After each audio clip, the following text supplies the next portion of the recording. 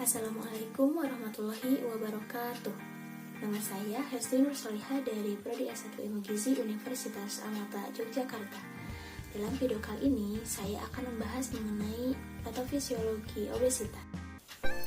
Obesitas merupakan suatu kondisi ketidakseimbangan energi dalam tubuh, yaitu asupan energi yang berlebihan dan pengeluaran energi yang sedikit. Obesitas dapat menimbulkan berbagai macam penyakit tidak menular seperti diabetes mellitus, kardiovaskuler, stroke, kanker, dan lain sebagainya.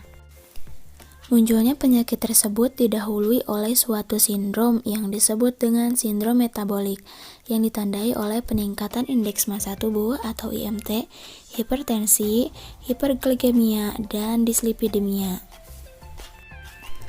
Untuk mengukur status obesitas pada orang dewasa dapat ditentukan secara antropometri dengan menghitung IMT, pengukuran lingkar pinggang, dan pengukur langsung lemak tubuh. Obesitas disebabkan oleh asupan energi berlebihan dan pengeluaran energi yang kurang, disebabkan faktor risiko yang multifaktorial serta saling berhubungan satu sama lainnya, diantaranya faktor genetik. Faktor genetik berperan terhadap terjadinya obesitas, sekitar 30-40% dari seluruh kejadian obesitas. Obesitas merupakan suatu kondisi yang diturunkan. Faktor lingkungan dan perilaku terutama gaya hidup masyarakat memegang peranan yang sangat besar terhadap timbulnya obesitas.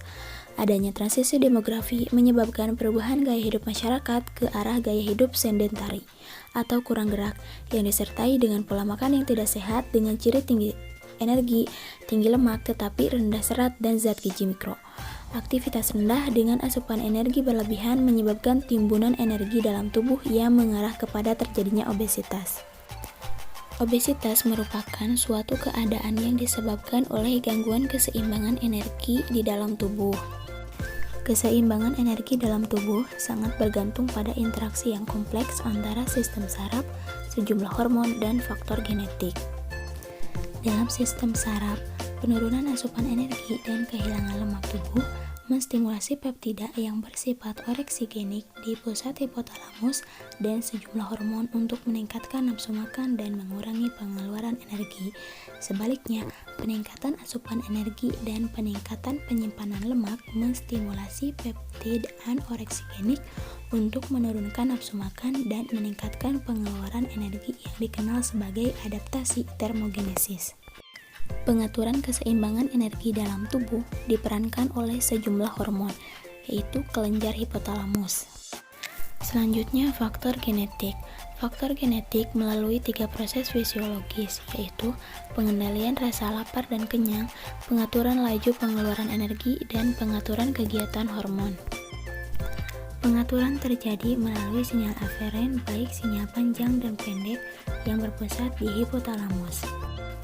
Sinyal pendek berhubungan dengan pengosongan lampu yang diperankan oleh hormon kolisistokinin atau CCK yang berfungsi sebagai stimular peningkat rasa lapar.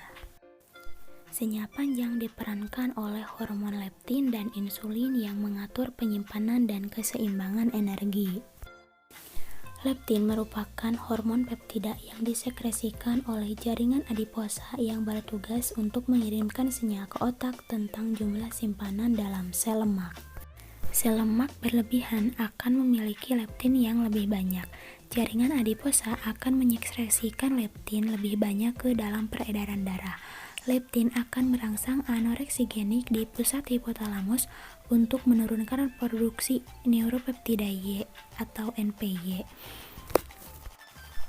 Neuropeptida Y atau NPY ini merupakan sitokin utama dalam hipotalamus yang berfungsi meningkatkan nafsu makan. Akibat rangsangan leptin terjadi penurunan produksi NPY yang diikuti penurunan nafsu makan dan penurunan asupan energi. Penurunan asupan makan dan asupan energi menyebabkan sel lemak tubuh akan dapat dimobilisasi untuk memenuhi kebutuhan pengeluaran energi dalam kondisi aktivitas dan latihan fisik, puasa, dan termogenesis. Proses pengaturan energi tidak selamanya berjalan normal. Pada kondisi kelebihan berat badan tingkat berat, akan terjadi resistensi leptin dan kesulitan menurunkan berat badan. Adanya sel lemak yang terlalu berlebihan menyebabkan leptin tidak mampu lagi menjalankan fungsinya dengan baik.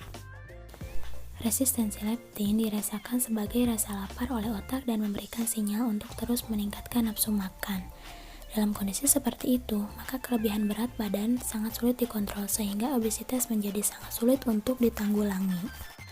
Berikut upaya pencegahan obesitas. Yang pertama, perbaikan di bidang makanan dan minuman.